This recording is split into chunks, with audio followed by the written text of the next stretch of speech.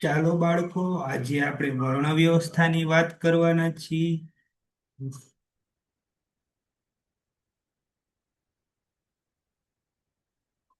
આજે આપણે વર્ણ વ્યવસ્થાની વાત કરવાના છીએ બાળકો.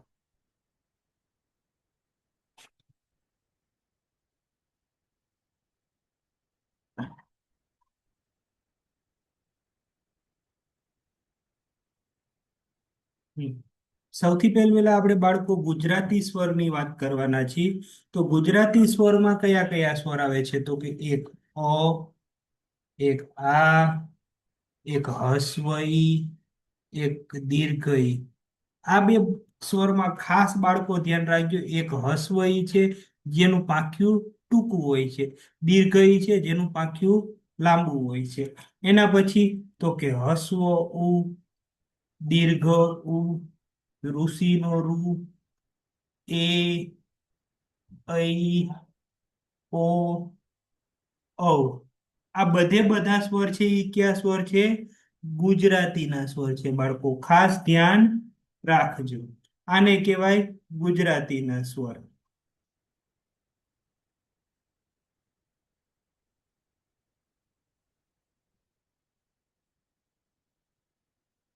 બધા બાળકો સાથે મળીને ગુજરાતી સ્વર 5 વખત મોટેથી બોલશે. બધા બાળકોએ ગુજરાતી સ્વર બોલી લીધા હશે. હવે આપણે વાત કરીએ ગુજરાતી વ્યંજનની. ગુજરાતી વ્યંજન છે એ સંપૂર્ણ અક્ષર હોતો નથી. આ બધા અક્ષર અડધા લખેલા છે એટલે કે આને ખોડા અક્ષર કહેવાય અથવા હલંત અક્ષર કહેવાય. આ પણ કેવો અક્ષર છે? ખોડો અક્ષર. આ પણ કેવો અક્ષર છે? ખોડો અક્ષર. આ પણ કેવો અક્ષર છે? ખોડો અક્ષર છે. આ પણ કેવો અક્ષર છે? ખોડો અક્ષર. આ પણ કેવો છે? ખોડો. આ ખોડો. આ ખોડો. જેની નીચે નીચે લીટો આવે છે એ બધા અક્ષર કેવા કહેવાય? તો કે એ બધા અક્ષર ખોડા અક્ષર કહેવાય. સમજાઈ ગયું? ક, ખ, ગ, ઘ. અને એની બાજુમાં આપેલું છે એ અક્ષર કેવો છે? આને શું કહેવાય? આને અંગ કહેવાય. અને આને અંશ કહેવાય. પછી ક, ખ, ગ, ઘ અંગ, ચ, છ, જ, જ અંશ, ટ, ઠ, ડ, ઢણ, પછી ત, થ, દ, ધ, ન, પ, ફ, બ, ભ, મ, ય, ર, લ, વ, શરણાઈનો સ, સફાડિયાનો સ, સસલાનો સ, હ અને ડ. આ સ બોલતી વખતે ખાસ બાળકો ધ્યાન રાખજો. સ ના કરતા શરણાઈનો સ, સફાડિયાનો સ, સસલાનો સ.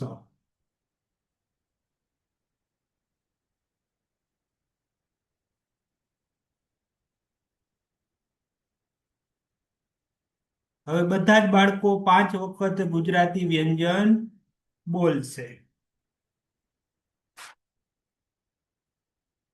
એના પછી આપણે શું છે? બારાક્ષરીની લાઈન જોઈએ છીએ બાળકો. કને કાય નહીં ક, કને કાનો કા, કને રસબાઈ કી, કને દીર્ઘાય કી, કને રસબા વાળું કુ, કને દીર્ઘા વાળું કુ, કને એક માત્ર કે, કને કાના બે માત્રા કે, કને કાનો માત્ર કો, કને કાના બે માત્રા ક, કાની માથે મીંડો કમ, કની આગળ વિશે ક. આખી આખી આખી શું થઈ? બારાક્ષરીની લાઈન થઈ.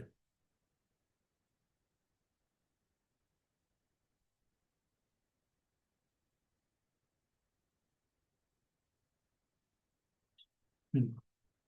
હવે તો કે બારાક્ષરીની લાઈન બને છે કઈ રીતે બાળકો? ઈ જોઈએ. તો કે આપણે ગુજરાતી વ્યંજનમાં વાત કરી હતી. ગુજરાતી વ્યંજનમાં શું હતું?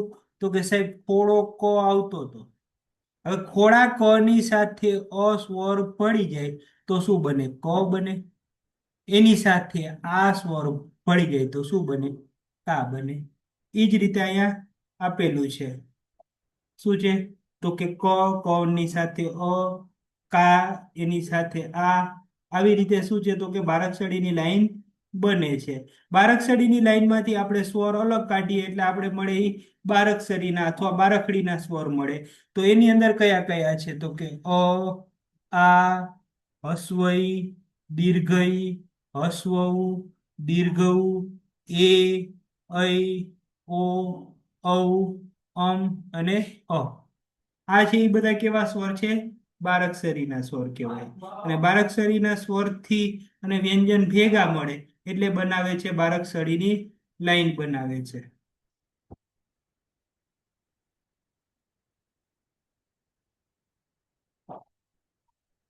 બધા જ બાળકો સાથે મળી ગુજરાતી સ્વર 5 વખત મોટેથી બોલશો.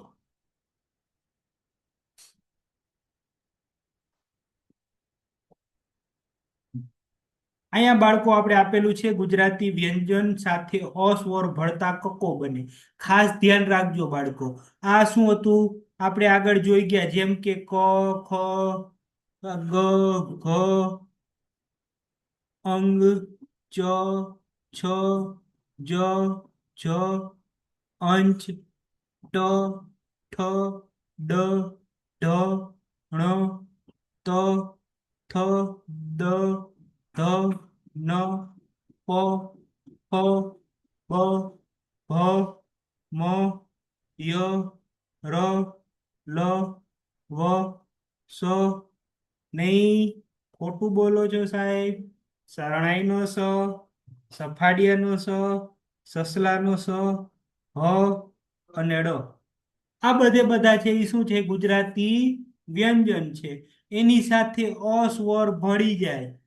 અસ્વર ભળી જાય એટલે શું બને છે? સાહેબ કક્કો બની જાય. બરાબર. અને કક્કામાં સાહેબ એની સાથે આ બે અક્ષર શું આવ્યા? આ બે અક્ષર આપણે આવતીકાલે સમજશું બાળકો.